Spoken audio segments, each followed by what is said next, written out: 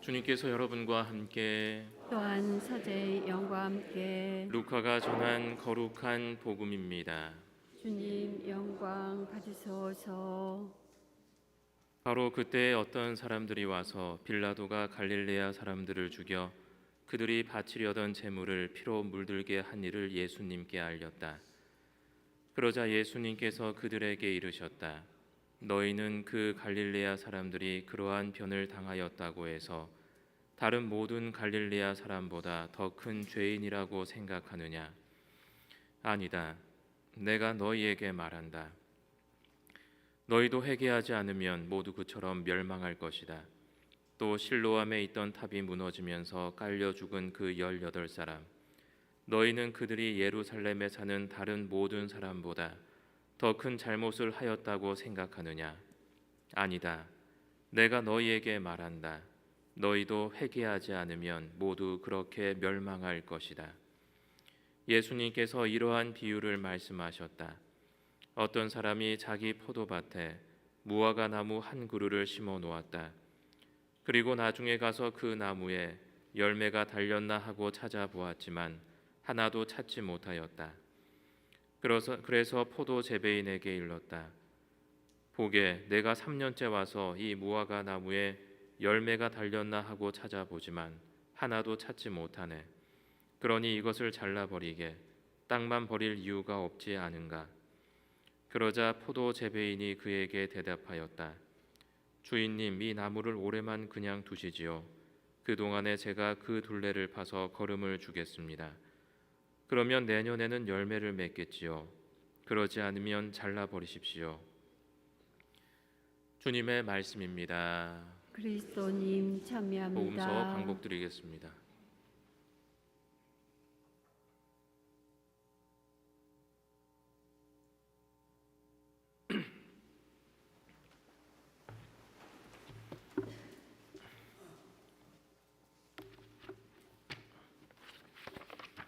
평화를 빕니다. 사순식이 잘 지내고 계십니까? 대형 강성 없으니까 좋죠. 대형 강성이 없으니까 너무 좋은 것 같습니다. 제가 수도 생활을 시작하면서 선배님들에게 뭐 수도 생활 재미있냐라는 재미있게 잘 하고 있냐라는 뭐 질문을 또 받고 또 그리고 뭐 사제 소품을 받고 난 이후에도 뭐 재미있게 잘 살고 있냐라는 질문을 받습니다. 솔직하게 재미없다라고 얘기하고 싶지만 그러면 또 눈치를 받을 것 같아서 재미있다라고 이제 얘기를 대답을 하곤 하는데 뭐 사실 우리가 살아가면서 우리가 살아가는 뭐 그러한 이유 자체가 딱히 하나의 성격으로 여기 신자 여러분들도 사는 게 재밌으세요? 재미없어도 그냥 사는 거죠. 뭐 어떡하겠습니까? 뭐 이렇게 우리가 사는 이유가 그렇게 딱 하나의 이유로 정의 내려질 수는 없는 것 같습니다. 뭐 살다 보면 재미있을 때도 있고 또 힘들 때도 있고 하지만 뭐 중요한 것은 우리가 우리의 어떤 시간들 안에서 또 의미를 찾아낼 수 있어야 되고 그러한 의미를 찾는 작업을 멈추어서는 안 된다는 것이죠. 우리가 우리의 삶에서 의미를 찾는 작업을 멈출 때 우리의 삶도 멈추게 되고 그리고 또 우리는 그냥 사는 대로 아무런 희망 없이 이 세상을 살아갈 수밖에 없는 것 같습니다. 사회 생활을 해 나가면서 또 다른 일상의 삶 안에서 또는 다른 일상의 삶 안에서 우리는 뭐 다른 사람들이 이해할 수 없는 우리 자신들만이 느낄 수 있는 그러한 기쁨도 있고 또 개인적인 또 어려움도 있고 또 나만 이해할 수 있는 유머도 있고 그래서 제가 강론할 때 재밌는 얘기를 해도 나만 재미있는가 하고 생각을 하는데 우리 복사단장님이신 송안토니오 형제님께서 또 저와 코드가 잘 맞아가지고 또 옆에서 웃어주셔가지고 제가 강론을 할 때 또 용기를 내서 또 유머를 또 개그를 또 할 수 있는 그런 힘이 됩니다. 예, 그래서 내가 비록 나를 사랑하는 부모님도 있고 또 나를 또 이해해주는 또 친구도 있고 또 배우자도 있고 뭐 그런데 내가 가지고 있는 그러한 고민을 또 아무도 알아주지 못할 때 우리는 참 외롭다는 생각이 들게 됩니다. 오늘 일독서에 나오는 모세도 아마 이러한 어떤 기분이지 않았을까. 이집트에서 왕자로 살다가 자신의 동족 이스라엘인들이 이제 이집트에서 박해받는 것을 보고 도와주려고 사람도 죽이고 이렇게 도와주려고 하지만 그 이스라엘 사람들은 또 그 모세를 겁내고 이집트 사람들은 또 사람을 죽인 모세를 이렇게 잡으려고 하고 양쪽에게 모두 버림받고 사막으로 도망을 가서 그곳 민족 사람들과 결혼해서 양을 치고 산다는 것이죠. 그래서 모세가 뭘 하겠습니까? 맨날 광야에 나가서 양을 치면서 내가 왜 이렇게 됐을까? 뭐 그런 어떤 생각을 하면서 무수한 상념에 잡혀 있기도 했을 것이고 또 많은 절망과 또 외로움을 느꼈을 것 같습니다. 그리고 도대체 누가 나와 함께 있어 주는가라는 생각도 하게 됐겠죠. 그러할 때 하느님께서 불타는 떨기 나무의 한 가운데에서 모세에게 나타나시게 됩니다. 떨기 나무는 어떤 나무입니까? 로뎀 나무라고 불리기도 한다는데 여기 혹시 여기에 떨기 나무 있습니까? 캘리포니아에 보셨어요?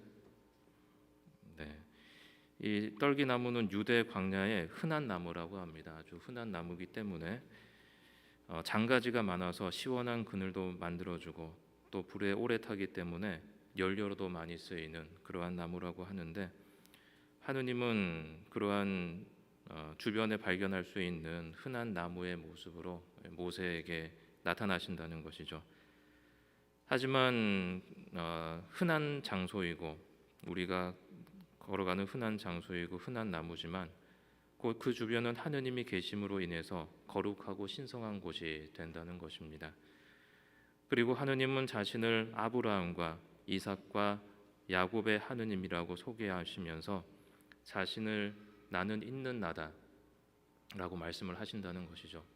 있는 나라는 것은 나는 없을 데가 없다라는 거죠. 그것은 항상 하느님께서 우리와 함께 계신다는 것입니다. 오늘 모세에게 하느님께서는 어떤 모습으로 나타나십니까? 다른 어떤 것도 아닌 흔하디 흔한 떨기나무 속에서 모세에게 자신의 모습을 드러내 보이십니다. 그리고 모세는 하느님에게 자신이 살아갈 소명을 받게 된다는 것이죠. 소명은 모세에게 왜 살아야 하는가라는 삶의 의미를 부여해 준다는 것입니다.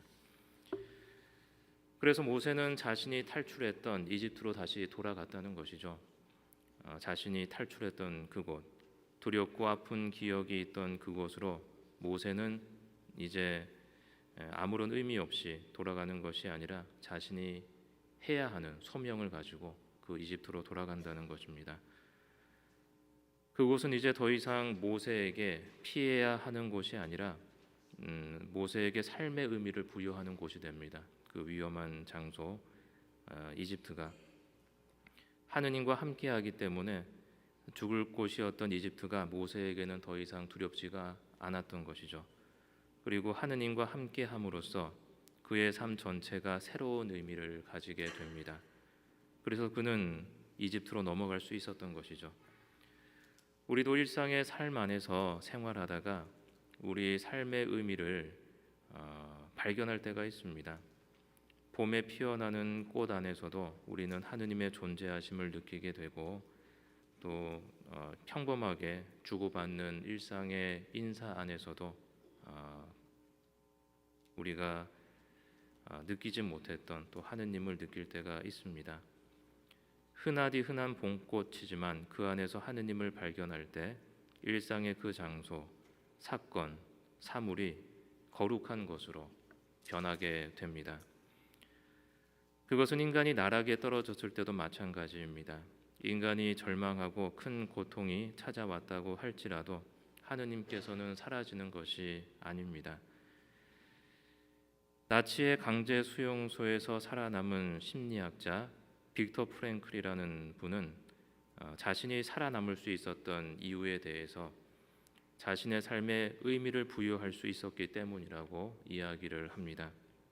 그는 그 안에서 그 사람들이 죽어가는 그 수용소에서 왜 살아야 하는지, 의미를 아는 사람은 어떠한 상황도 견디어낼 수 있다라는 니체의 말을 자신의 신조로 삼고 살아갑니다. 그리고 그는 이렇게 말합니다. 창조와 즐거움만 의미가 있지는 않다. 삶의 의미가 있다면 시련이 주는 의미이리라. 운명처럼 죽음처럼 시련은 우리 삶의 불가결한 부분이다. 고통 없고 죽음 없이 인생은 완성되지 않는다라고 이러한 이야기를 남기게 됩니다. 하느님은 우리가 힘든 순간에도 우리와 함께하고 계시다는 것이죠. 우리가 즐겁고 행복한 순간에만 우리와 함께하시는 것이 아니라 오히려 우리가 힘들고 어렵고 그리고 고통스러운 순간에 예수님께서 십자가를 지신 것처럼 바로 우리와 함께 하시기 위해서 예수님께서 십자가를 지시고 그 속으로 뛰어드신 것이죠. 우리가 어둠에 잠겨 있더라도 우리는 그 어둠을 또 거룩한 빛으로 변화시킬 수가 있습니다. 사랑의 순교자라고 불리는 막시밀리아노 콜베 성인은 다른 사람을 대신해서 이제 굶어 죽이는 감방에 들어가게 됩니다. 그는 그 아사 감방에서 또 다른 죄인들이 사죄가 필요할 것이라고 생각했고 그들을 하느님 곁으로 인도하고 나서 자신은 제일 마지막으로 이제 죽음을 당하게 된다는 것이죠. 사실 콜베 성인이 가장 연약한 존재였습니다. 한쪽 폐가 없는 상태에서 힘든 몸을 가지고 있었지만 콜베 성인은 그러한 소명을 받아들이고 같이 감옥에 갇힌 사람들이 다 죽을 때까지 그 곁을 지키면서 자신은 제일 마지막으로 죽음을 맞이했다는 것이죠. 그래서 그 죽음의 감방은 절망과 어두움의 장소가 아니라 천국으로 향하는 그러한 장소가 되었다는 것입니다. 하느님께서 함께 계시기 때문에 사람들은 죽음의 처에서도 삶의 의미를 발견할 수가 있었고 죽음의 한계를 뛰어넘게 됩니다. 사람들은 끝까지 성가를 부르며 기도하고 자신들의 죽음을 또 조용히 받아들이고 죽음 이후의 세계로 또 영원한 생명을 얻게 됩니다. 우리는 우리에게 많은 시간이 남아 있다고 생각합니다. 하지만 우리의 인생은 한 순간인 것이죠. 우리가 숨을 뱉고 들어마시는 순간 우리의 인생은 끝이 나고 우리가 눈을 감았다가 또 뜨는 순간 우리의 인생은 끝이 납니다. 그러한 순간을 영원으로 만드는 것이 바로 하느님께서 우리에게 주시는 선물인 것입니다. 오늘 복음에서 예수님은 비유를 통해 우리에게 단호하게 말씀하십니다. 주인님, 이 나무를 올해만 그냥 두시지요. 그동안에 제가 그 둘레를 파서 거름을 주겠습니다. 그러면 내년에는 열매를 맺겠지요. 그러지 않으면 잘라버리십시오. 우리에게 주어진 시간이 소중하게 쓸 수 있도록 그리고 하느님과 함께 우리가 우리의 시간과 장소를 거룩한 것으로 그리고 우리에게 다가오는 고난들이 단순한 고통이 아니라 하느님께서 우리에게 영원한 생명으로 가는 그러한 기회로 주셨다는 것을 명심하는 그러한 신앙인이 되면 좋겠습니다. 모두 자리에서 일어서 주십시오. 우리의 신앙을 고백하겠습니다.